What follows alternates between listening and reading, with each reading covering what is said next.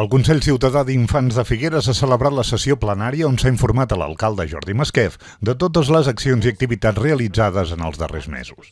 Aquest grup de nens i nenes de diferents escoles i instituts de Figueres es reuneixen cada 15 dies per aportar millores a la ciutat. L'alcalde els ha confirmat que disposaran d'un nou espai on trobar-se. Em plau dir-vos que la regidora Núria Garimany i jo mateix personalment us hem buscat un local perquè sigui la vostra seu, on us pugueu reunir sempre que vulgueu. Es tracta d'un local situat en el xamfrà entre el carrer González de Soto i el carrer Santa Llogaia, on antigament hi tenia la seva seu l'Associació de Cunicultors de l'Alt Empordà i que aquesta associació generosament en el seu dia va cedir gratuïtament a l'Ajuntament.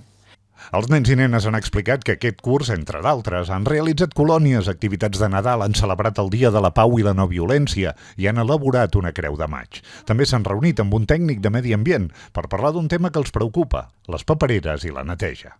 Ens va dir que en posarien més i canviarien el model.